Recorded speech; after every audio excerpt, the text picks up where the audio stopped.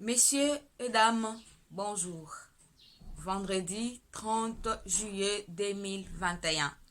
Nous sommes encore là pour vous informer ou vous donner l'essentiel de l'actualité qui domine ici en République démocratique du Congo.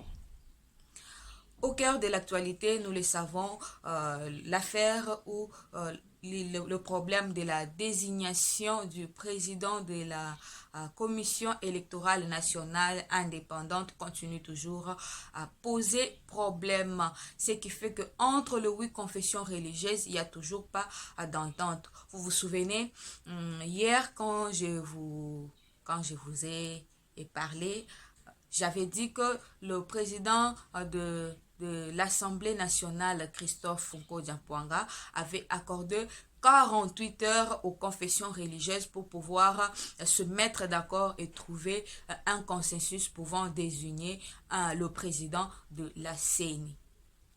C'est difficile parce que c'est triste de voir une question aussi délicate comme celle-ci être traitée avec une certaine légèreté ou soit avec de partis qui portent à croire qu'il y a des intérêts égoïstes là-dedans.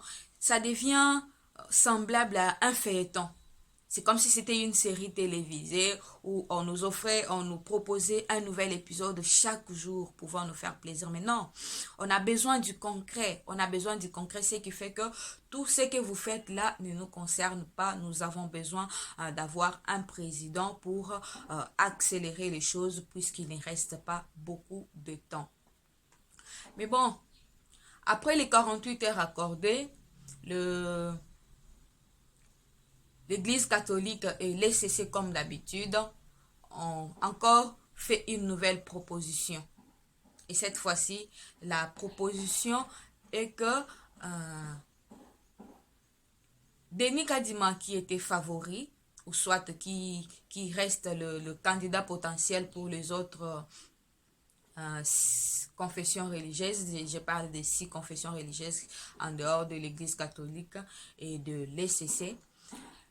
Pour l'Église catholique, bon, pour le représentant, parce que quand on parle de l'Église catholique, on risque de croire que c'est tout le monde. Pour le représentant de l'Église catholique et c'est de l'Église de Christ au Congo, ECC, il faut tout simplement écarter Denis Kadima et Monsieur Ebokoto. Il faut les écarter. Pour quelle raison? Parce que Denis Kadima est accusé d'être trop proche du pouvoir, alors que Ebokoto est aussi accusé d'être trop proche de l'église catholique. Alors, pour trouver des compromis ou soit pour que les choses marchent pour le mieux, il faut que ces deux-là soient écartés et que les choses puissent avancer d'une autre façon, soit recourir à la troisième voie. La question qui reste posée est que pourquoi retirer ces deux-là? Selon eux, c'est par rapport à leur... c'est parce qu'ils sont proches l'un du pouvoir et l'autre proche de l'église catholique. Est-ce qu'il y a quelque chose? Parce qu'on ne comprend toujours pas. Avant, Ebokoto était admis. Mais parce que le choix est porté sur Denis Kadima par la majorité, et c'est maintenant qu'il faut les écarter tous les deux. Déjà, Denis Kadima a été écarté une fois. Donc, vous savez, avec l'histoire de Ronsard Malonda, Denis Kadima était encore favorite. Malheureusement, il avait été écarté pour la même raison. Puisqu'il est du Kasaï, puisque le président de la République est du Kasaï, il faudrait à tout prix l'écarter parce que s'il est président de la CENI, il prendrait des décisions qui seront en faveur de Félix Tshisekedi parce que c'est son frère, entre parenthèses. La question revient encore sur la table.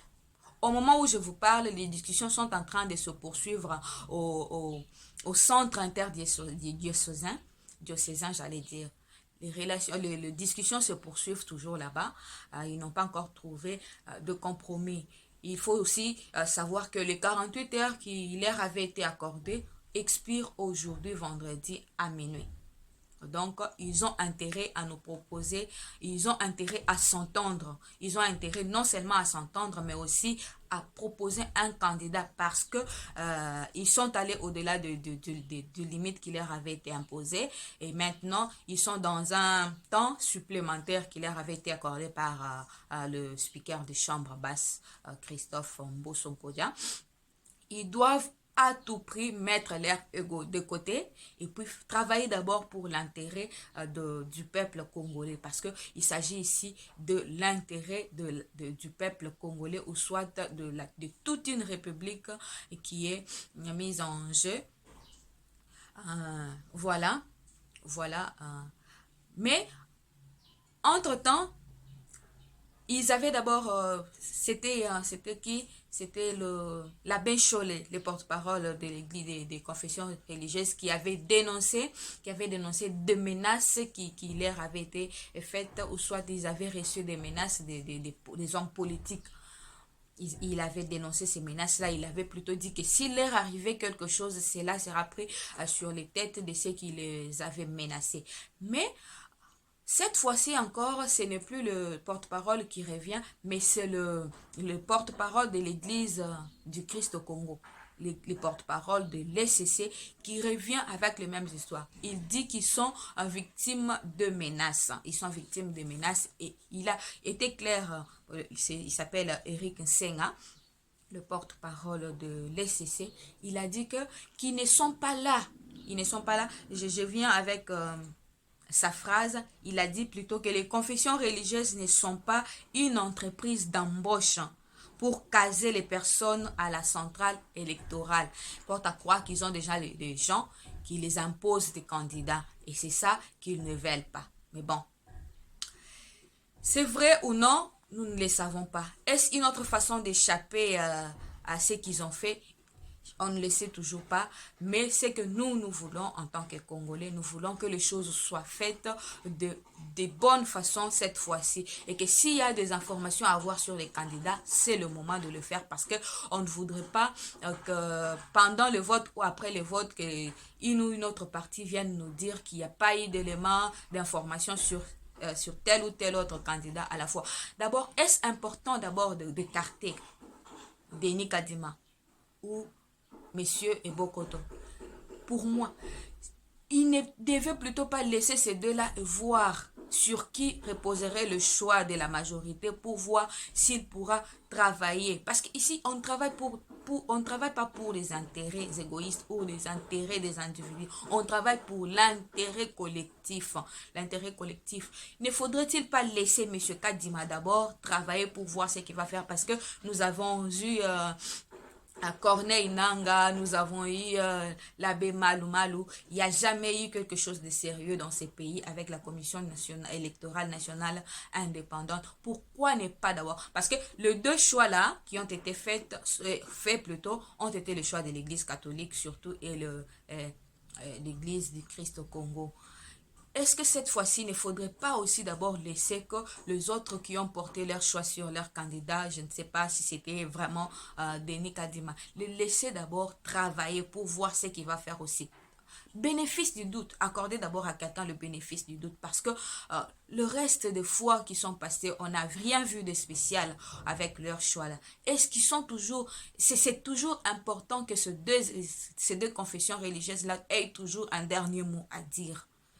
Bon, c'était ça. Nous attendons nous attendons qu'ils finissent leur discussion et nous viendrons vous informer et vous dire qu'est-ce qu'ils ont décidé de faire ou qui est-ce qu'ils ont désigné comme président. Est-ce que ça sera par consensus ou par désignation ou soit ça sera par vote comme d'habitude. Nous reviendrons avec les informations complètes cette fois-ci. Mesdames, Messieurs, merci surtout de nous avoir fait confiance.